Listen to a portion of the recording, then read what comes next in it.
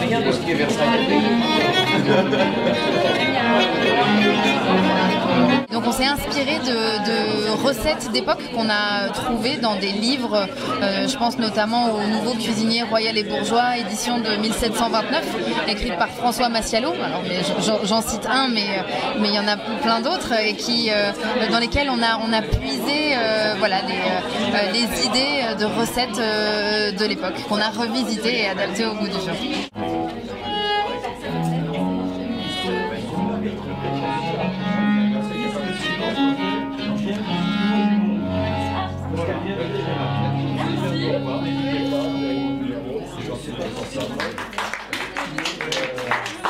On a souhaité faire de la décoration quelque chose, un cadre intimiste, chic, et qui rappellerait justement des petits appartements de nobles de l'époque, ou pourquoi pas les antichambres des reines de France.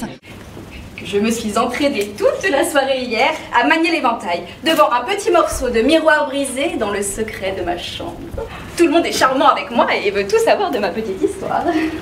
Gardez-vous de trop en dire, ma sœur.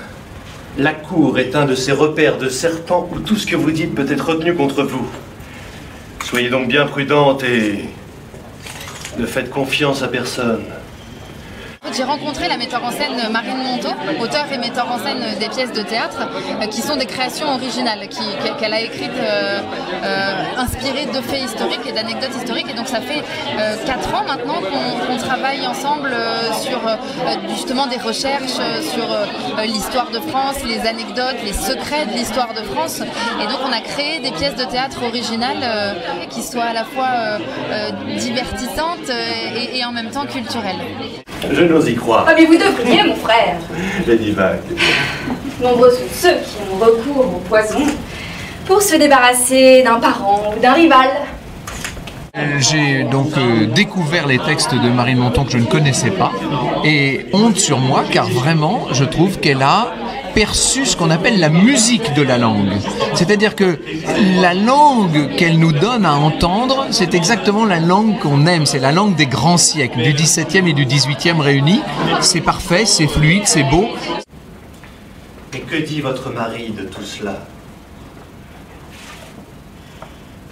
Quel mari? Vous parlez du pandar que j'ai pris pour époux? Celui qui, non content de dilapider toute sa fortune en habits, tous plus coûteux les uns que les autres, voit plus que de raison.